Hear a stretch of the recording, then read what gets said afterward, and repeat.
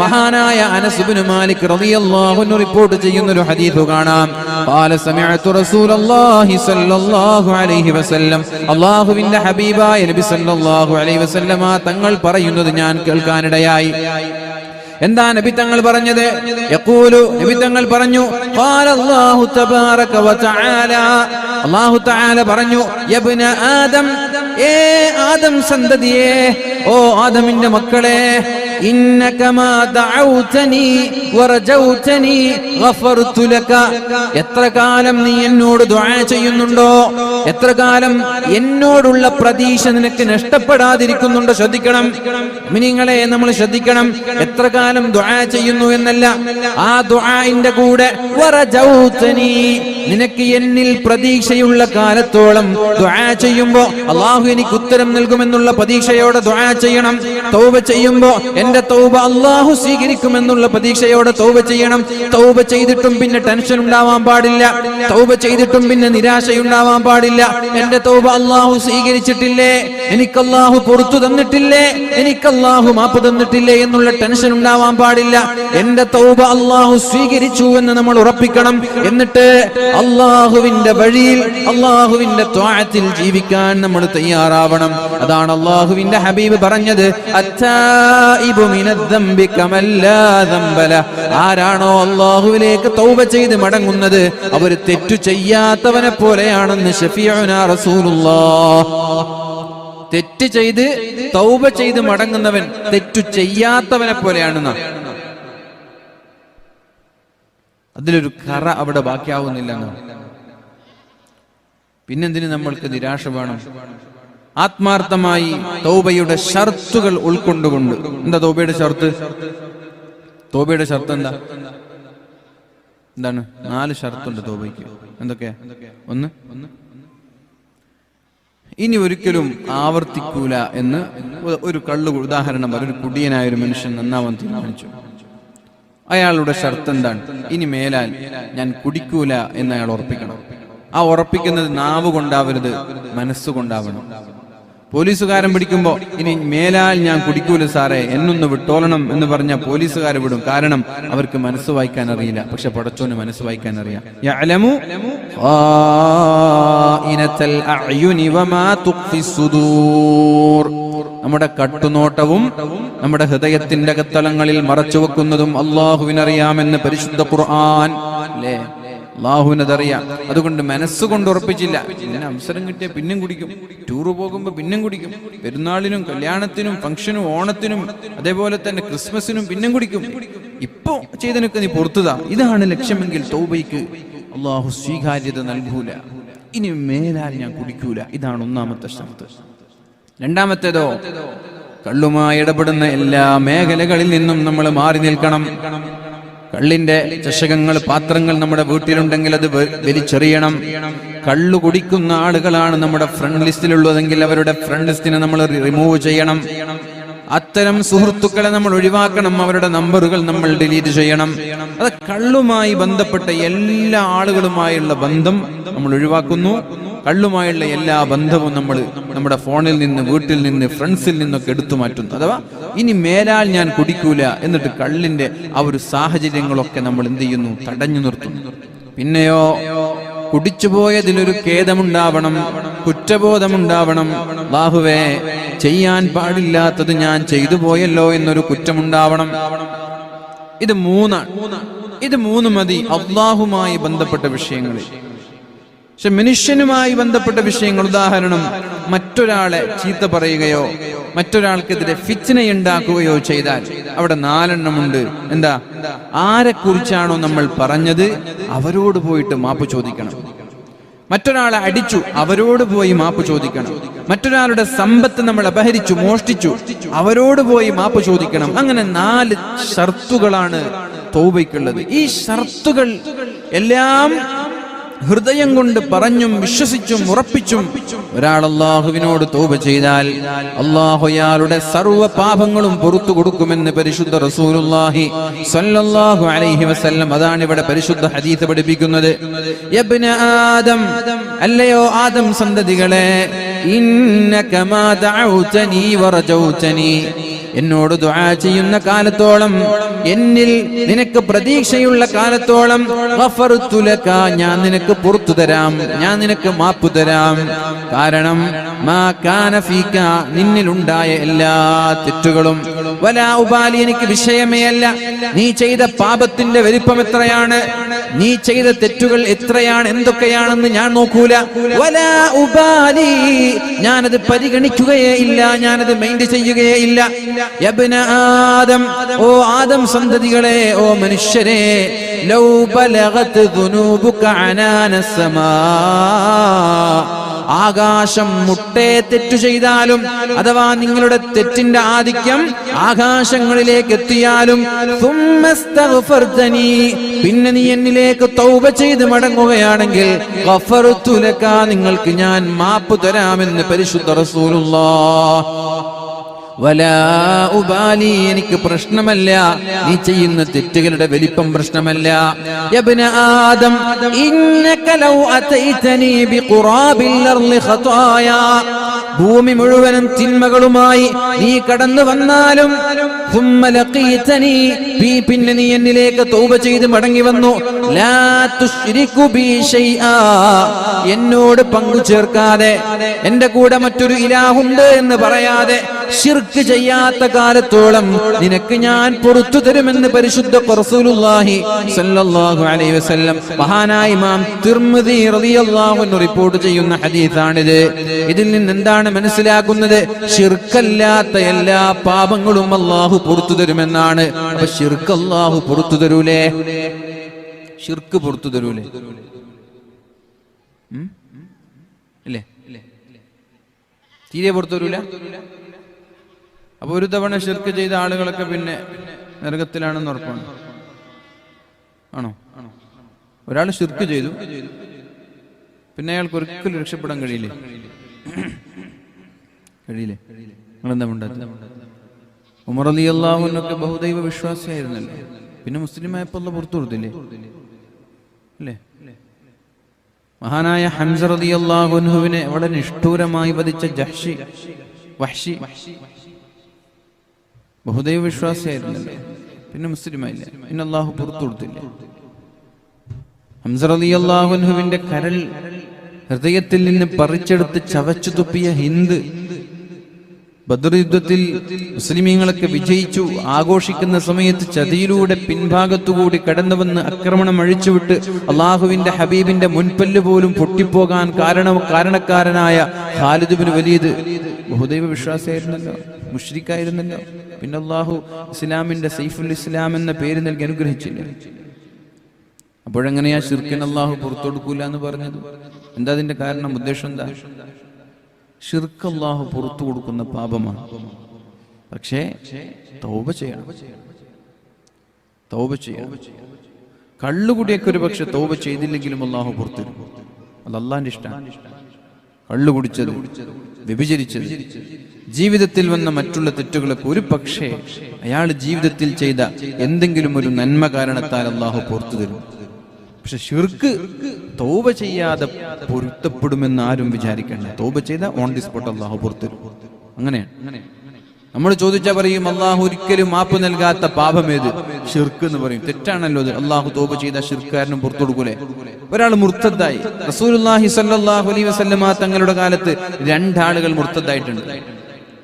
അതിലൊരാൾ കാഫിറായി മരിച്ചുപോയിട്ടുണ്ട്, മറ്റൊരാൾ ഇസ്ലാമിലേക്ക് തിരിച്ചു വന്നിട്ടുണ്ട്. 2 പേരും നബി തങ്ങളുടെ വഹി എഴുതിയിരുന്ന ആളാണ്. ഒരാള് വഹി ഇറങ്ങി നബി സല്ലല്ലാഹു അലൈഹി വസല്ലമ തങ്ങളെ പോലെ എനിക്കും വഹി ഇറങ്ങുന്നുണ്ട് എന്ന് പറഞ്ഞവരാണ്. എനിക്കും വഹി ഇറങ്ങുന്നുണ്ട്, നബി തങ്ങളെ പോലെ എനിക്കും വഹി ഇറങ്ങുന്നുണ്ട് എന്ന് പറഞ്ഞു. അദ്ദേഹം മുർത്തദ്ദായി. റസൂലുള്ളാഹി സ്വല്ലല്ലാഹു അലൈഹി വസല്ലമ തങ്ങളിൽ നിന്ന് ഒളിഞ്ഞു നിന്ന് ഒരുപാട് കാലം. പിന്നെ മക്ക കീഴടക്കുന്ന സമയത്ത് ആൾമാറാട്ടം നടത്തി നബി തങ്ങളുടെ സമീപത്തേക്ക് വന്ന് ഉസ്മാൻ തങ്ങളുടെ അഭയവും വാങ്ങി നബി തങ്ങളുടെ അടുത്തേക്ക് വന്നിട്ട് ചോദിച്ചു. അബ്ദുല്ലാഹ് ഇബ്നു സഹ്മി എന്നാണ് അദ്ദേഹത്തിന്റെ പേരെന്ന് ഞാൻ ഓർക്കുന്നു. അദ്ദേഹം പറഞ്ഞു, ഇങ്ങനെയുള്ള ഒരാൾ ഇസ്ലാമിലേക്ക് തിരിച്ചു വന്നാൽ നിങ്ങൾ അദ്ദേഹത്തിന് മാപ്പ് കൊടുക്കുമോ? നബി തങ്ങൾ മിണ്ടിയില്ല. പിന്നെയും ചോദിച്ചു, ഇങ്ങനെ ഒരാൾ ഇസ്ലാമിലേക്ക് കടന്നു വന്നാൽ നിങ്ങൾ മാപ്പ് നൽകുമോ? നബി തങ്ങൾ മിണ്ടിയില്ല. മൂന്നാമതും ചോദിച്ചു. അപ്പോൾ നബി തങ്ങൾ പറഞ്ഞു അള്ളാഹു പുറത്തു കൊടുക്കുമെന്ന്. അങ്ങനെ അദ്ദേഹം തിരിച്ചു വരാൻ. എന്നിട്ട് അള്ളാന്റെ ഹബീബ് സ്വഹാബാക്കളോട് പറഞ്ഞു, ഞാൻ 3 നേരം ഇവിടെ മിണ്ടാതിരുന്നത് നിങ്ങൾ ആരെങ്കിലും ഇവരുടെ തലയെടുക്കട്ടെ എന്ന് കുതിച്ചിട്ടാണ്.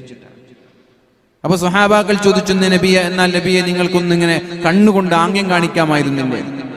അപ്പൊ നബി തങ്ങൾ പറഞ്ഞു, പ്രവാചകന്മാർ, അള്ളാഹുവിന്റെ ദൂതന്മാരായ നമ്മൾ ചതി പാടില്ല, കണ്ണുകൊണ്ടുള്ള ആംഗ്യം കാണിച്ചിട്ടുള്ള സംസാരം പാടില്ല. അങ്ങനെ അദ്ദേഹം മുസ്ലിമായി എന്ന് മാത്രമല്ല, അദ്ദേഹം ദുആ ചെയ്തു, പടച്ചോനെ എന്റെ ആഖിറ അമലി സ്വലാത്ത സുബ്ഹ്, എന്റെ അവസാനത്തെ അമൽ സുബ്ഹ് നിസ്കാരമാവണമെന്ന് അല്ലാഹുവിനോട് ദുആ ചെയ്ത് അത്തഹിയ്യാത്തിലിരുന്ന് 1-ാമത്തെ സലാം വീട്ടിയ ഉടനെ 2-ാമത്തെ സലാം വീട്ടുന്നതിന് മുമ്പ് മരിച്ചുപോയ ആളാണ് ഈ മനുഷ്യൻ. ശിർക്ക് ചെയ്ത ആളായിരുന്നില്ലേ, മുർത്തദായി പോയ ആളായിരുന്നില്ലേ, മുസ്ലിമായി നിസ്കാരത്തിൽ വെച്ച് മരിച്ചുപോയി. വേറൊരാളുണ്ടായിരുന്നു ഇതേപോലെ ശിർക്ക് ചെയ്തു, അള്ളാഹുവിന്റെ ഹബീബിനെ കുറ്റപ്പെടുത്തി. എന്നിട്ട് അദ്ദേഹത്തെ ഏറ്റെടുക്കാൻ അവിടെയുള്ള മക്കക്കാരായ മുശ്രിക്കീങ്ങൾ ഉണ്ടായിരുന്നു. അവരൊക്കെ അദ്ദേഹത്തെ ഏറ്റെടുത്തു. അദ്ദേഹം സമ്പത്തിന് വേണ്ടി, നോട്ടുകെട്ടുകൾക്ക് വേണ്ടിയാണ് പ്രവാചകനെ തള്ളിപ്പറഞ്ഞത്. അദ്ദേഹത്തിന്റെ സമ്പത്ത് ഉപയോഗിക്കാൻ പോലും കഴിയാതെ ഉടനെ തന്നെ മരിച്ചു പോകുന്നുണ്ട്. മരിച്ചുപോയപ്പോ സ്വഹാബാക്ക മുശ്രിക്കീങ്ങളൊക്കെ അദ്ദേഹത്തെ മറമാടി പിറ്റേ ദിവസം വരുമ്പോ ഖബർ അദ്ദേഹത്തെ തുപ്പിക്കളഞ്ഞിട്ടുണ്ട്. അഥവാ മറമാടിയ മനുഷ്യൻ ഖബറിന്റെ പുറത്ത് കാണുന്നുണ്ട്. മുശ്രിക്കീങ്ങൾ വീണ്ടും അദ്ദേഹത്തെ മറമാടി. 2-ാമത്തെ ദിവസം വരുമ്പോ വീണ്ടും ഖബർ അദ്ദേഹത്തെ പുറന്തള്ളിയിട്ടുണ്ട്. മുശ്രിക്കീങ്ങൾ 3-ാമത്തെ ദിവസം കുറച്ചും കൂടി ആഴത്തിലുള്ള ഖബർ കുഴിച്ചിട്ട് അതിൽ മറമാടി. 4-ാമത്തെ ദിവസം വരുമ്പോ ഖബർ വീണ്ടും പുറന്തള്ളിയിട്ടുണ്ട്. അവസാനം ഇദ്ദേഹത്തെ മരുഭൂമിയിലേക്ക്, അവിടെയുള്ള പക്ഷികൾക്ക് കഴിക്കാൻ, കഴുകന്മാർക്ക് കഴിക്കാൻ വലിച്ചെറിഞ്ഞു എന്നുള്ളതാണ് ചരിത്രങ്ങളിൽ കാണാൻ കഴിയുന്ന യാഥാർത്ഥ്യം. അപ്പൊ ഞാൻ പറഞ്ഞു വരുന്നത്, ശിർക്ക് എന്നുള്ളത് പൊറുക്കപ്പെടാത്ത പാപമല്ല. ഒരാൾ ശിർക്ക് ചെയ്തു, അയാൾ തൗബ ചെയ്ത് മടങ്ങിയാൽ അള്ളാഹു അദ്ദേഹത്തിന് മാപ്പ് നൽകും. എന്നാൽ എന്താണ് ഇവിടെ പുറത്തു കൊടുക്കൂല എന്ന് പറയാൻ കാരണം, ശിർക്ക് ചെയ്ത ഒരാൾ തൗബ ചെയ്യാതെ മരിച്ചുപോയാൽ ഒരിക്കലും അവർ രക്ഷപ്പെടൂല. നേരെ മറിച്ച് ബാക്കിയുള്ള തെറ്റുകൾ അങ്ങനെയല്ല. ഒരു കള്ളുകുടിയൻ തൗബ ചെയ്യാതെ മരിച്ചുപോയി, അയാൾ അള്ളാഹു രക്ഷപ്പെടുത്തിയേക്കാം, ഉറപ്പിക്കാൻ കഴിയില്ല, അള്ളാഹു രക്ഷപ്പെടുത്തിയേക്കാം. മഹാനായ ഇമാം അഹ്മദ് ഇബ്നു ഹംബൽ തങ്ങളോ അതോ ഇമാം അബൂ ഹനീഫ ഇമാമാണെന്ന് തോന്നുന്നു, അബൂ ഹനീഫ ഇമാമിന്റെ അയൽവാസി ഉണ്ടായിരുന്ന ഒരു കള്ളുകുടിയൻ, വലിയൊരു കുടിയനായിരുന്നു. എപ്പോഴും കുടിച്ചിങ്ങനെ ജീവിക്കും, 4 കാലിൽ നടക്കും. അബൂ ഹനീഫ ഇമാം ഒരു ദിവസം അദ്ദേഹത്തെ വിളിച്ചിട്ട് ഉപദേശിച്ചു, ഇതൊക്കെ നിർത്തിക്കൂടെ മനുഷ്യ, ഇതൊക്കെ നിർത്തിക്കൂടെ, ഇങ്ങനെ കള്ളും കുടിച്ച് ജീവിച്ചാ മതിയോ, നന്നാവണ്ടേ എന്ന് വെച്ചു. അദ്ദേഹം തിരിച്ച് അബൂ ഹനീഫ ഇമാമിനോട് പറഞ്ഞു, എന്റെ ഖബറിലേക്ക് നിങ്ങൾ വരുന്നില്ലല്ലോ, നിങ്ങളെ പണി നോക്കിയാൽ മതി. പൊതുവെ പലരും പറയും ഈ മറുപടി, എന്റെ ഖബറിലേക്ക് നിങ്ങൾ വരുന്നില്ലല്ലോ, നിങ്ങളുടെ പണി നോക്കിയാൽ മതി എന്ന് പറഞ്ഞു. അപ്പൊ മഹാനായ അബൂ ഹനീഫ ഇമാം വിഷമത്തോടെ അദ്ദേഹത്തിൽ നിന്ന് പിന്മാറി, പിന്നെ ഉപദേശിക്കാനൊന്നും നിന്നില്ല. കുറച്ച് ദിവസങ്ങൾക്ക് ശേഷം, മാസങ്ങൾക്ക് ശേഷം ഈ അയൽവാസി മരിച്ചു പോവാൻ. അദ്ദേഹത്തിന്റെ ഭാര്യ അബൂ ഹനീഫ ഇമാമിന്റെ വീട്ടിലേക്ക് വന്നിട്ട് പറഞ്ഞു, ഇമാം എന്നവരെ, എന്റെ ഭർത്താവ് മരിച്ചു പോയിട്ടുണ്ട്, മയ്യിത്ത് നിസ്കരിക്കാൻ നിങ്ങൾ വരണം. അബൂ ഹനീഫ ഇമാം പറഞ്ഞു, ഞാൻ വരൂല, ഈ കുടിയന്റെ മയ്യിത്ത് നിസ്കരിക്കാനൊന്നും ഞാൻ വരൂല എന്ന് പറഞ്ഞ് അദ്ദേഹം മയ്യിത്ത് നിസ്കരിക്കാൻ പോയില്ല. അങ്ങനെ അന്ന് രാത്രി കിടന്നുറങ്ങുമ്പോ മഹാനായ അബൂ ഹനീഫ ഇമാമിന് ഒരു സ്വപ്നം കാണാൻ. ഈ കുടിയനായ മനുഷ്യൻ സ്വർഗത്തിന്റെ മനോഹരമായ ഉദ്യാനങ്ങളിൽ ഇങ്ങനെ ഉലാത്തി നടക്കുന്ന ഒരു സ്വപ്നം. ഇടയ്ക്കിടെ പറയുന്നുണ്ട്, ഖൂലൂ ലി അബീ ഹനീഫ, നിങ്ങൾ അബൂ ഹനീഫയോട് പറയണം, ഇന്നൽ ജന്ന, നിശ്ചയം സ്വർഗം അബൂ ഹനീഫയുടെ കൈകൊണ്ടുണ്ടാക്കിയതല്ല എന്ന് അബൂ ഹനീഫയോട് പറഞ്ഞേക്ക്. പിന്നെ ഇങ്ങനെ നടക്കാൻ മനോഹരമായ സ്വർഗത്തിന്റെ നിരത്തുകളിലൂടെ, ഉദ്യാനങ്ങളിലൂടെ, പൂന്തോട്ടങ്ങളിലൂടെ അടിച്ചു പൊളിച്ചിങ്ങനെ നടക്കുന്നുണ്ട്. വീണ്ടും പറയുന്നുണ്ട്, ഖൂലൂ ലി അബീ ഹനീഫ, നിങ്ങൾ അബൂ ഹനീഫയോട് പറ, സ്വർഗം അബൂ ഹനീഫയുടെ കൈ കൊണ്ടുണ്ടാക്കിയതല്ല, ഇത് പടച്ചോന്റെ സ്വർഗാണ് എന്ന് പറഞ്ഞേക്ക്. ഞെട്ടി എണീറ്റു മഹാനായ ഇമാം അബൂ ഹനീഫ തങ്ങൾ. അങ്ങനെ അദ്ദേഹം പിറ്റേ ദിവസം അദ്ദേഹത്തിന്റെ ഭാര്യയുടെ വീട്ടിലേക്ക് പോയിട്ട് ചോദിച്ചു, നിങ്ങളുടെ ഭർത്താവിന്റെ അവസ്ഥ എന്താണ്? എന്ത് പറയാനാ, നിങ്ങൾക്കറിയൂലേ, അദ്ദേഹം മരിച്ചുപോയില്ലേ, ഇനി എന്തിന് അദ്ദേഹത്തിന്റെ കഥ പറയണമെന്ന് ചോദിച്ചു. അപ്പൊ പറഞ്ഞു, അദ്ദേഹത്തിന് വല്ല പ്രത്യേകതയുണ്ടായിരുന്നു? അദ്ദേഹത്തിനെ കുറിച്ച് ഇന്നലെ ഞാൻ ഇങ്ങനൊരു സ്വപ്നം കണ്ടിട്ടുണ്ട്. അപ്പോഴാണ് ആ സഹോദരി പറയുന്നത്, എന്റെ ഭർത്താവിനൊരു പ്രത്യേകത ഉണ്ടായിരുന്നു.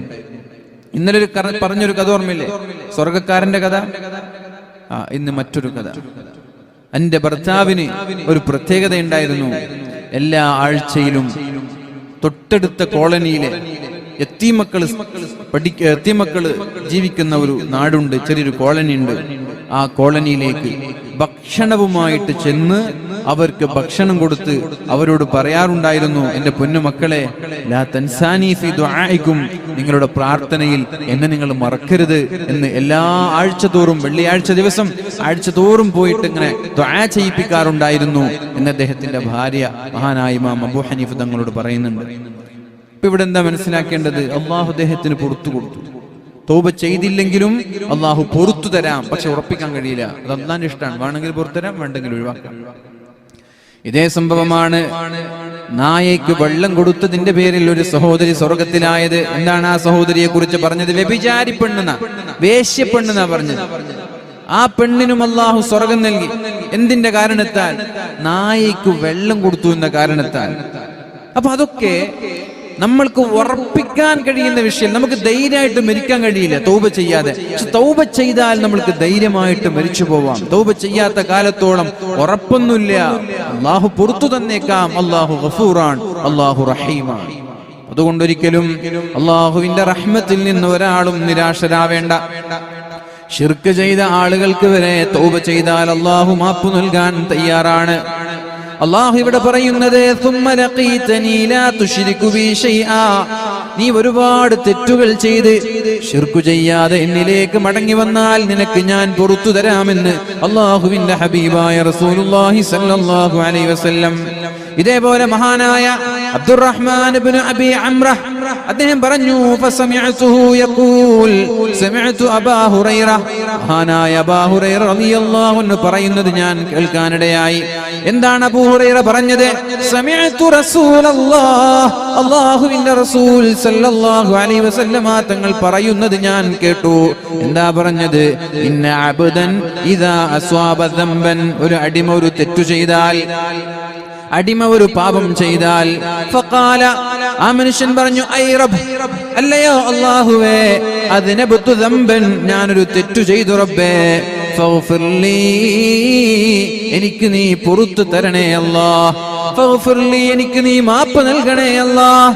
ഫഖാല റബ്ബുഹു അസ്സ വജൽ, അപ്പോൾ അല്ലാഹു പറയുന്ന മറുപടി, അലിമ അബ്ദി അന്ന ലഹു റബ്ബൻ യഗ്ഫിറു ദംബ, ആ അടിമ മനസ്സിലാക്കിയില്ലേ, അലിമ അബ്ദി, എന്റെ അടിമ മനസ്സിലാക്കിയില്ലേ, അന്ന ലഹു റബ്ബൻ, അവനൊരു റബ്ബുണ്ട്, യഗ്ഫിറു ദുനൂബ യഗ്ഫിറു ദംബ, അവന്റെ പാപങ്ങളെല്ലാം പുറത്തു കൊടുക്കുന്ന ഒരു ഇലാഹുണ്ട്, ഒരു ദൈവമുണ്ട്, ഒരു അല്ലാഹു ഉണ്ട് എന്നവൻ മനസ്സിലാക്കിയില്ലേ. വയഖുദു ബിഹി, തൗബ ചെയ്തില്ലെങ്കിൽ, അല്ലാഹുവിനോട് ഇസ്തിഗ്ഫാർ ചൊല്ലി മടങ്ങിയില്ലെങ്കിൽ തെറ്റിന്റെ പേരിൽ അല്ലാഹു ശിക്ഷിക്കുമെന്ന് അയാൾക്കറിയാമല്ലോ, ഇങ്ങനൊരു റബ്ബുണ്ട് എന്നറിയാമല്ലോ. ഈ കാരണത്താൽ അല്ലാഹു അയാളുടെ പാപങ്ങളൊക്കെ പുറത്തു കൊടുക്കുമെന്ന് പരിശുദ്ധ റസൂലുള്ളാഹി സ്വല്ലല്ലാഹു അലൈഹി വസല്ലം. ശ്രദ്ധിക്കണേ, ഇവിടെ പറയുന്ന ഹദീസിന്റെ ആശയം എന്താണ്? തെറ്റു ചെയ്ത ഒരാൾ പടച്ചവനെ എനിക്ക് പുറത്തു തരണമെന്ന് പറയുമ്പോ അല്ലാഹു പറയുന്ന മറുപടി, അയാൾ അഹങ്കാരിയായില്ലല്ലോ, അയാൾ ധിക്കാരിയായില്ലല്ലോ. അങ്ങനൊരു പടച്ചവൻ ശിക്ഷിക്കുകയാണെങ്കിൽ ശിക്ഷിക്കട്ടെ, അള്ളാഹു ശിക്ഷിക്കുകയാണെങ്കിൽ ശിക്ഷിക്കട്ടെ, അള്ളാഹു പിടിക്കുകയാണെങ്കിൽ പിടിക്കട്ടെ എന്ന് പറഞ്ഞ് ധിക്കാരം കാണിക്കാതെ, അഹങ്കാരം കാണിക്കാതെ, പടച്ചവനെ തെറ്റുപറ്റിപ്പോയല്ലോ, നീ മാപ്പ് നൽകണേ എന്ന് ഒരാൾ അള്ളാഹുവിനോട് പറഞ്ഞാൽ ഉടനെ തന്നെ അവന് പുറത്തു കൊടുക്കാൻ അള്ളാഹു തയ്യാറാണ് എന്നാണ് പരിശുദ്ധ റസൂലുള്ളാഹി സ്വല്ലല്ലാഹു അലൈഹി വസല്ലമ തങ്ങൾ ഈ ഹദീസിലൂടെ പറയുന്നത്. അങ്ങനെ അള്ളാഹു അയാൾക്ക് മാപ്പ് നൽകി. ചില ആളുകളുടെ സംശയം ഇതാണ്, ചില ആളുകളുടെ ഡൗട്ട് ഇതാണ്, ഒരാൾ തൗബ ചെയ്ത് മടങ്ങി പിന്നെയും അയാൾ തെറ്റ് ചെയ്തു, എന്നാൽ അയാൾക്ക് അള്ളാഹു പുറത്തു കൊടുക്കുമോ എന്ന് പലരും സംശയം ചോദിക്കാറുണ്ട്. ഒരാൾ വലിയ തെറ്റുകാരൻ, കള്ളുകുടിയൻ, അള്ളാഹുവിലേക്ക് തൗബ ചെയ്ത് മടങ്ങി ഉംറയ്ക്ക് പോയി കഅബയുടെ കില്ല പിടിച്ച് അള്ളാഹിനോട് പറഞ്ഞു, അള്ളാഹുവേ ഇനി മേലാൽ ഞാൻ കള്ളുകുടിക്കൂല എന്ന് പറഞ്ഞു. അള്ളാഹു അയാളുടെ പാപങ്ങളൊക്കെ പുറത്തു കൊടുത്തു. അങ്ങനെ നാട്ടിൽ വന്നു, കള്ളുകുടിക്കാതെ വർഷങ്ങളോളം ജീവിച്ചു. ഒരു 10 വർഷം കഴിഞ്ഞപ്പോൾ, അല്ലെങ്കിൽ ഒരു വർഷം കഴിഞ്ഞപ്പോ, ഒരു 2 വർഷം കഴിഞ്ഞപ്പോ അറിയാതെ അയാൾ കള്ള് കുടിച്ചു പോയാൽ വീണ്ടും അയാൾക്ക് അള്ളാഹു പുറത്തു കൊടുക്കുമോ ഇല്ലയോ എന്ന് പല ആളുകൾക്കും സംശയമുണ്ട്, അല്ലേ?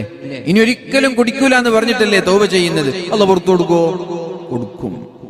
അള്ളാഹു പുറത്തു കൊടുക്കുമോ? അതാണ് ഈ ഹദീസിൽ ചോദിക്കുന്നത്. ഹദീസിൽ പറയുന്നത് പിന്നെ അയാൾ ഒരുപാട് കാലം ജീവിച്ചു. വീണ്ടും അയാൾ മറ്റൊരു തെറ്റ് ചെയ്തു.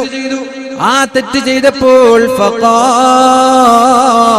അയാൾ അള്ളാഹുവിനോട് പറഞ്ഞു, ഐ റബ്ബ്, അല്ലാഹുവേ അദ്നബതു ദംബൻ, ഞാനൊരു തെറ്റ് ചെയ്തു പോയി റബ്ബേ, ഫഗ്ഫിർഹു ലീ, അതുകൊണ്ട് നീ എനിക്ക് മാപ്പ് നൽകണേ അല്ലാഹ്, എനിക്ക് പുറത്തു തരണേ അല്ലാഹ് എന്ന് അല്ലാഹുവിനോട് പറഞ്ഞാൽ വീണ്ടും അല്ലാഹു പറയുന്ന മറുപടി അതേപോലെയാണ്. ഫഖാല റബ്ബുഹു അലിമ അബ്ദി അന്ന ലഹു റബ്ബൻ യഗ്ഫിറു ദംബ, എന്റെ അടിമ മനസ്സിലാക്കിയല്ലോ പാപങ്ങൾ പുറത്തു കൊടുക്കുന്ന ഒരു അല്ലാഹു അവനുണ്ട് എന്ന് മനസ്സിലാക്കിയില്ലേ? അവൻ തൗബ ചെയ്തില്ലെങ്കിൽ ശിക്ഷിക്കുമെന്ന് അവന് മനസ്സിലാക്കിയല്ലോ. അതുകൊണ്ട് അവന്റെ പാപം ഞാൻ പുറത്തു കൊടുക്കുമെന്ന് മഹാനായ ഇമാം മുഹമ്മദ് തങ്ങൾ റിപ്പോർട്ട് ചെയ്യുന്ന ഹദീസിൽ കാണാം. അതുകൊണ്ട് എന്താ, നിരാശ വേണ്ട, നിരാശ വേണ്ട. നിരാശരായ അല്ലാഹു നമ്മളെ കൈവടിയും. ലാ തമില്ലു, നിങ്ങൾ മടുക്കരുത്. നിങ്ങൾ മടുത്താൽ അള്ളാഹുവിന് മടുപ്പുണ്ടാവുന്നു. നിങ്ങൾക്ക് മടുപ്പ് തോന്നിയാൽ അള്ളാഹുവിന് മടുപ്പ് തോന്നും. നിങ്ങൾ നിരാശരായാൽ അള്ളാഹു നിങ്ങളെ കൈവടിയും. ലാ തഖ്നതു മിർ റഹ്മത്തില്ലാ, പടച്ചോന്റെ കാരുണ്യത്തിൽ നിന്ന് നിങ്ങൾ ഒരിക്കലും നിരാശരാവരുത് എന്ന് പരിശുദ്ധ ഖുർആൻ നമ്മോട് പഠിപ്പിക്കുന്നുണ്ട്. മഹദിയായ ആയിഷ ബീവി റളിയല്ലാഹു അൻഹ പറയുന്ന ഒരു ഹദീസ് കാണാം. റസൂലുള്ളാഹി സ്വല്ലല്ലാഹു അലൈഹി വസല്ലം കാന യഖൂൽ, നബി തങ്ങൾ പറയാറുണ്ടായിരുന്നു, വീട്ടിലെത്തിയാൽ നബി തങ്ങൾ പറയാറുണ്ടായിരുന്നു, എന്ത്? അല്ലാഹുമ്മ ജഅൽനി മിനല്ലദീന ഇദാ അഹ്സനു ഇസ്തബ്ശറു. അല്ലാഹുമ്മ ജഅൽനി, ദുആആണിത്, പ്രാർത്ഥനയാണിത്. അല്ലാഹുമ്മ ജഅൽനി മിനല്ലദീന ഇദാ അഹ്സനു ഇസ്തബ്ശറു വഇദാ അസാഉ ഇസ്തഗ്ഫറു. അല്ലാഹുവേ, നന്മ ചെയ്താൽ സന്തോഷിക്കുന്നവരിൽ നീ എന്നെ ഉൾപ്പെടുത്തണേ അല്ലാഹ്. നിങ്ങൾക്കൊരു നന്മ ചെയ്യുമ്പോൾ സന്തോഷം തോന്നാറുണ്ടോ? നന്മ ചെയ്യുമ്പോൾ സന്തോഷം തോന്നാറുണ്ടോ? ഇൻ സറത്തുഹു ഹസനതുഹു വസാഅതുഹു സയ്യിഅതുഹു ഫദാകൽ മുഅ്മിൻ. നന്മ ചെയ്യുമ്പോൾ സന്തോഷവും തിന്മ ചെയ്യുമ്പോൾ ദുഃഖവുമുള്ളവൻ മുഅ്മിനാണ്. നന്മ ചെയ്യുമ്പോ സന്തോഷവും തിന്മ ചെയ്യുമ്പോ ദുഃഖവും തോന്നുന്നവൻ മുഅ്മിനാണ്. ഇപ്പൊ ഇവിടെ നബി സല്ലല്ലാഹു അലൈഹി വസല്ലമ തങ്ങൾ, അപ്പോ നബി സല്ലല്ലാഹു അലൈഹി വസല്ലമ തങ്ങളുടെ ദുആ ഇതാണ്. എന്താണ് ദുആ? അല്ലാഹുമ്മ ജഅൽനി മിനല്ലദീന ഇദാ അഹ്സനു ഇസ്തബ്ശറു. അല്ലാഹുവേ, നന്മ ചെയ്താൽ സന്തോഷിക്കുന്നവരിൽ നീ എന്നെ ഉൾപ്പെടുത്തണേ അല്ലാഹ്. ഞാൻ ചോദിക്കുന്നത്, നന്മ ചെയ്യുമ്പോൾ നിങ്ങൾക്ക് സന്തോഷം തോന്നാറുണ്ടോ? ഒരു പള്ളിക്ക് 1 ലക്ഷം കൊടുത്തു, സന്തോഷം തോന്നാറുണ്ടോ? ബേജാറാണോ? ടെൻഷനാണോ? 1 ലക്ഷം പോയല്ലോ എന്ന് ബേജാറാണോ? 2 മണിക്കൂർ നേരം വഅദിന് വന്നിട്ടിരുന്നു. അള്ളാഹുവിന്റെ ഹബീബായ നബി തങ്ങൾ ഇത് സ്വർഗത്തിന്റെ പൂന്തോപ്പാണ് എന്ന് പഠിപ്പിച്ച ഈ മഹത്തായ സദസ്സ്, ഇവിടെ ഇരുന്ന ഒരാളും പരാജയപ്പെടൂല എന്ന് സ്വഹീഹ് മുസ്ലിം റിപ്പോർട്ട് ചെയ്ത ഹദീസ്. ലാ യഷ്ഖാ ജലീസുഹും, ഇൽമിന്റെ സദസ്സിലിരിക്കുന്ന, ദിക്റിന്റെയും സ്വലാത്തിന്റെയും സദസ്സിലിരിക്കുന്ന ഒരാളും പരാജയപ്പെടൂല എന്ന് പരിശുദ്ധ റസൂലുള്ളാഹി സ്വല്ലല്ലാഹു അലൈഹി വസല്ലം. മറ്റൊരു ഹദീസ് കാണാം, ഖൂമൂ മഗ്ഫൂറൻ ലക്കും, നിങ്ങൾ പോയിക്കോളൂ, നിങ്ങളുടെ പാപങ്ങളൊക്കെ അല്ലാഹു പുറത്തു തന്നിട്ടുണ്ട്. ഒരു വഅദ് കഴിഞ്ഞ് എണീറ്റ് പോകുമ്പോഴേക്കും ഒരു വിളിയാളം, ഖൂമൂ, നിങ്ങൾ എണീറ്റ് പോയിക്കോളൂ, മഗ്ഫൂറൻ ലക്കും, നിങ്ങളുടെ പാപങ്ങളൊക്കെ അല്ലാഹു പുറത്തു തന്നിരിക്കുകയാണ്. എന്തൊരു സൗഭാഗ്യമാണിത്! ഇങ്ങനെ ഒരു സദസ്സ് കഴിഞ്ഞ് അൽഹംദുലില്ലാഹ് 2 മണിക്കൂർ നേരം അല്ലാഹുവിന് ചെലവഴിക്കാൻ കഴിഞ്ഞല്ലോ. സന്തോഷം തോന്നാറുണ്ടോ? ഉണ്ടെങ്കിൽ നമ്മൾ മുഅ്മിനീങ്ങളാണ്. അതേപോലെ വഇദാ അസാഉ ഇസ്തഗ്ഫറൂ, വഅദിന് വേണ്ടി പള്ളിയിലേക്ക് വന്നിട്ട് വഅദ് കേൾക്കാതെ റോഡിന്റെ ഇരുവശങ്ങളിൽ വെറുതെ സ്വറ പറഞ്ഞിരുന്ന ആളുകൾ ശ്രദ്ധിച്ചോളൂ. 2 മണിക്കൂർ നേരം വഅദിന് വേണ്ടിയാണ് വീട്ടിൽ നിന്ന് വന്നത്. അവിടെയുള്ള ഷോപ്പുകളിലും അങ്ങാടികളിലും ചന്തകളിലും കയറി 2 മണിക്കൂർ നേരം ചെലവഴിച്ചു. ദുആഇന് വന്നില്ല, വഅദിന് വന്നില്ല. എല്ലാവരും പോകുമ്പോഴേക്കും തിരിച്ചുപോയി. നിങ്ങൾക്ക് 2 മണിക്കൂർ കഴിഞ്ഞ് വീട്ടിലെത്തുമ്പോൾ ഒരു നിരാശ തോന്നാറുണ്ടോ? ഒരു ടെൻഷൻ തോന്നാറുണ്ടോ? പടച്ചോനെ, എത്ര നല്ല സദസ്സായിരുന്നു, ഞാൻ എന്തിനാ അത് കളഞ്ഞത്? എന്തിനാ ഞാനത് ഒഴിവാക്കിയത്? എന്തേ എനിക്ക് ഇരിക്കാമായിരുന്നില്ലേ? അങ്ങനെ ഒരു വിഷമം നിങ്ങൾക്ക് തോന്നുന്നില്ലെങ്കിൽ ഈമാൻ നഷ്ടപ്പെട്ടതിന്റെ അടയാളമാണത്. തെറ്റ് ചെയ്യുമ്പോൾ ദുഃഖവും നന്മ ചെയ്യുമ്പോൾ സന്തോഷവും തോന്നുന്നത് ഈമാനിന്റെ അടയാളമാണെന്ന് മഹാനായ ഉമർ ഇബ്നുൽ ഖത്താബ് റളിയല്ലാഹു അൻഹു പഠിപ്പിക്കുന്നുണ്ട്. ഈ ഹദീസിലൂടെ അല്ലാഹുവിന്റെ ഹബീബ് ദുആ ചെയ്യുന്നത്, അല്ലാഹുമ്മ ജഅൽനി മിനല്ലദീന ഇദാ അഹ്സനു ഇസ്തബ്ശറു, അല്ലാഹുവേ നന്മ ചെയ്താൽ സന്തോഷിക്കുന്നവരിൽ എന്നെ ഉൾപ്പെടുത്തണേ അല്ലാഹ്. വഇദാ അസ്വാഉ ഇസ്തഗ്ഫറു, തെറ്റു ചെയ്താൽ അല്ലാഹുവിനോട് തൗബ ചെയ്ത് മടങ്ങുന്നവരിൽ എന്നെ ഉൾപ്പെടുത്തണേ എന്ന് അല്ലാഹുവിന്റെ ഹബീബ് ദുആ ചെയ്യാറുണ്ടായിരുന്നു എന്ന് മഹദിയായ ആയിഷ ബീവി റളിയല്ലാഹു അൻഹാ. അതേ ആയിഷ ബീവി റളിയല്ലാഹു അൻഹ റസൂലുള്ളാഹി സ്വല്ലല്ലാഹു അലൈഹി വസല്ലമ തങ്ങൾ റിപ്പോർട്ട് ചെയ്യുന്ന ഒരു ഹദീസ് കാണാം. യാ മഅശറൻ നിസാ, അല്ലയോ സ്ത്രീകളെ, പെണ്ണുങ്ങളെ വിളിച്ചിട്ടാണ് നബി തങ്ങൾ പറയുന്നത്. സഹോദരിമാരെ വിളിച്ചിട്ടാണ് അല്ലാഹുവിന്റെ ഹബീബ് പറയുന്നത്. യാ മഅശറൻ നിസാ, അല്ലയോ സഹോദരിമാരെ, തസദ്ദഖ്ന, നിങ്ങൾ നന്നായി സ്വതഖ ചെയ്യണം. നിങ്ങൾ നന്നായി സ്വതഖ ചെയ്യണം. സ്വർണത്തിന്റെ ആഭരണങ്ങൾ നിങ്ങൾ ഒരുപാട് കൊടുക്കാറുണ്ട്. പള്ളിയുടെ നിർമ്മാണങ്ങളിലേക്ക്, ദീനീ സ്ഥാപനങ്ങളിലേക്ക്, മദ്രസകളിലേക്ക് വളകൾ ഊരിയെടുത്തു കൊടുക്കാറുണ്ട്. മാലകൾ, കൈചെയിനുകൾ, മോതിരങ്ങൾ എല്ലാം നിങ്ങൾ യാതൊരു മടിയുമില്ലാതെ കൊടുക്കാറുണ്ട്. ഇത് പരിശുദ്ധ ഹബീബിന്റെ ഹദീസാണ്. മഹാനായ ഇബ്നു മാജ റളിയല്ലാഹു അൻഹു റിപ്പോർട്ട് ചെയ്യുന്ന ഹദീസാണിത്. യാ മഅശറൻ നിസാ, അല്ലയോ പെണ്ണുങ്ങളെ, തസദ്ദഖ്ന, നിങ്ങൾ സ്വതഖ ചെയ്യണം. അതുമാത്രമല്ല വഅക്തിർന മിനൽ ഇസ്തിഗ്ഫാർ, നന്നായി ഇസ്തിഗ്ഫാറിനെ വർദ്ധിപ്പിക്കണം. ഇസ്തിഗ്ഫാർ ചൊല്ലിക്കൊണ്ടേയിരിക്കണം. ഫഇന്നി റഅയ്തുകുന്ന അക്തറ അഹ്ലിൻ നാർ, നരകത്തിൽ ഒരുപാട് സ്ത്രീകളെ എനിക്ക് കാണാനിടയായിട്ടുണ്ട്. സഹോദരികളെ, നരകത്തിൽ ഏറ്റവും കൂടുതൽ സ്ത്രീകളാണ് എന്ന് എനിക്കറിയാൻ കഴിഞ്ഞിട്ടുണ്ട്, എനിക്ക് കാണാൻ കഴിഞ്ഞിട്ടുണ്ട്. ഫഇന്നി റഅയ്തുകുന്ന, ഞാൻ നിങ്ങളെയാണ് കണ്ടത്. അക്സറ അഹ്ലിൻ നാർ, നരകത്തിലെ ബഹുഭൂരിഭാഗം ആളുകളും സ്ത്രീകളെയാണ് ഞാൻ കാണാനിടയായത് എന്ന് അല്ലാഹുവിന്റെ ഹബീബായ റസൂലുള്ളാഹി സ്വല്ലല്ലാഹു അലൈഹി വസല്ലമ തങ്ങൾ പറഞ്ഞിട്ട് ഒരു പരിഹാരം പറഞ്ഞു തരുന്നുണ്ട് നരകത്തിന്റെ അദാബിൽ നിന്ന് രക്ഷപ്പെടാൻ. ഒന്ന്, നിങ്ങൾ സ്വതഖ ചെയ്യണം. 2, നിങ്ങൾ ഇസ്തിഗ്ഫാറിനെ വർദ്ധിപ്പിക്കണമെന്ന് മുഹമ്മദ് മുസ്തഫ. ഒരു തസ്ബീഹ് മാല കയ്യിൽ പിടിക്കാൻ മറക്കരുത്, ഒരു കൗണ്ടർ കയ്യിൽ പിടിക്കാൻ മറക്കരുത്. അല്ലാഹു നിങ്ങൾക്ക് നൽകിയ സമ്പാദ്യങ്ങളിൽ നിന്ന് അല്ലാഹുവിന്റെ ദീനിനെ സഹായിക്കാനും സഹകരിക്കാനും മറന്നു പോവരുത്. അല്ലാഹു നാളെ എല്ലാ ആളുകളെയും നരകത്തിൽ നിന്ന് രക്ഷപ്പെടുത്തട്ടെ. ഇത്തഖുന്നാറ വലൗ ബിശിഖ്ഖി തംറ, കാരക്കയുടെ ഒരു കഷ്ണം കൊടുത്തെങ്കിലും നിങ്ങൾ നരകത്തിൽ നിന്ന് രക്ഷപ്പെടണമെന്ന് ഷഫീഉനാ റസൂലുള്ളാഹ്. സ്വർഗത്തിലെത്താൻ 10 ലക്ഷം കൊടുക്കണമെന്നൊന്നുമില്ല, കാരക്കയുടെ കഷ്ണം കൊടുത്താൽ മതി. ഇത്തഖുന്നാർ, നിങ്ങൾ നരകത്തിൽ നിന്ന് രക്ഷപ്പെടണം. വലൗ ബിശിഖ്ഖി തംറ, കാരക്കയുടെ ഒരു കഷ്ണം, ഒരു ചീള് കൊടുത്തെങ്കിലും നിങ്ങൾ നാളെ നരകത്തിൽ വീഴാതെ രക്ഷപ്പെടണമെന്ന് ഷഫീഉനാ റസൂലുള്ളാഹ്. അല്ലാഹുവിന്റെ ഹബീബിന്റെ സമീപത്തേക്ക് ഒരു പെണ്ണ് കടന്നു വരുന്നുണ്ട്. പെണ്ണിന്റെ കയ്യിൽ 2 മക്കളുണ്ട്. അല്ലാഹുവിന്റെ ഹബീബിന്റെ പ്രിയപ്പെട്ട ഭാര്യയായ ആയിഷയുടെ സമീപത്തേക്കാണ് കടന്നു വരുന്നത്. വല്ലതും തരണേ എന്ന് പറയുന്നുണ്ട്. ആയിഷ ബീബി റളിയല്ലാഹു അൻഹാ പട്ടിണി കിടക്കുന്ന ഈ ഉമ്മയെ കണ്ട്, പട്ടിണി കിടക്കുന്ന ഈ ഒട്ടിക്കിടക്കുന്ന വേറുള്ള ഈ 2 പിഞ്ചോമന പൈതങ്ങളെ കണ്ട് മഹദിയായ ആയിഷ ബീബി റളിയല്ലാഹു അൻഹയുടെ മനസ്സ് അലിഞ്ഞുപോയി. വേദനയോടെ, തന്റെ വീട്ടിൽ ഒന്നും ഉണ്ടാവാറില്ല. നിങ്ങൾക്കറിയാമല്ലോ നബി തങ്ങളുടെ വീട്ടിൽ എന്താ ഉണ്ടാവാറുള്ളത്? ഒന്നുകിൽ വെള്ളം, അല്ലെങ്കിൽ ഈത്തപ്പഴം. അങ്ങനെയല്ലേ മാസങ്ങളോളം നോമ്പെടുത്തത്? വെള്ളവും ഈത്തപ്പഴവും കൊണ്ട് മാസങ്ങളോളം, 2 മാസത്തോളം അല്ലാഹുവിന്റെ ഹബീബ് നോമ്പ് പിടിച്ചിട്ടുണ്ട്. വെച്ചിട്ടുണ്ട് എന്നല്ലേ ഹദീസുകളിൽ നിന്ന് കാണാൻ കഴിയുന്നത്. അപ്പൊ അള്ളാഹുവിന്റെ ഹബീബിന്റെ വീട്ടിൽ സുഭിക്ഷമായ ഭക്ഷണങ്ങളില്ല, ബാക്കി വരുന്ന ഭക്ഷണങ്ങളില്ല. ആകെയുള്ളത് ഈത്തപ്പഴമാണ്. ഈത്തപ്പഴം എന്ന് പറയുന്നത് ഹിജാസിലെ മദീനയിലെ ഏറ്റവും ഫലഭൂയിഷ്ടമായ കൃഷിയാണത്. ഏറ്റവും പ്രചാരത്തിലുള്ള ഏറ്റവും കൂടുതലുള്ള കൃഷിയാണ് അവരുടെ. എല്ലാ വീടുകളിലും ഈത്തപ്പഴങ്ങൾ ഉണ്ടാകും. പട്ടിണി കിടക്കുന്ന ഒട്ടിയ വേറുമായി കടന്നു വരുന്ന 2 പിഞ്ചോമന പൈതങ്ങൾക്കും ആ മാതാവിന്റെ കയ്യിൽ 3 ഈത്തപ്പഴം കൊടുക്കുന്നുണ്ട്. മഹദിയായ ആയിഷ ബീവി റളിയല്ലാഹു അൻഹാ 3 ഈത്തപ്പഴം കൊടുത്തു. ആ 3 ഈത്തപ്പഴത്തിൽ ഒരു ഈത്തപ്പഴം വലതുഭാഗത്തുള്ള കുഞ്ഞിന് കൊടുത്തു, മറ്റേ ഈത്തപ്പഴം ഇടതുഭാഗത്തുള്ള കുഞ്ഞിന് കൊടുത്തു. പിന്നെ ബാക്കിയുള്ളത് ഒരു ഈത്തപ്പഴം. ഈ 2 കുഞ്ഞുങ്ങളും കയ്യിൽ കിട്ടിയ ഈന്തപ്പഴം വേഗം വായിലിട്ടിട്ട് തിന്നാൻ നിൽക്കുന്ന ഉമ്മയുടെ നേരെ കൈ നീട്ടിയപ്പോ മഹദിയായ ആയിഷ ബീവി റളിയല്ലാഹു അൻഹയ്ക്ക് സഹിക്കാൻ കഴിഞ്ഞില്ല. കാരണം ഉമ്മയും പട്ടിണിയാണ്, മക്കളും പട്ടിണിയാണ്.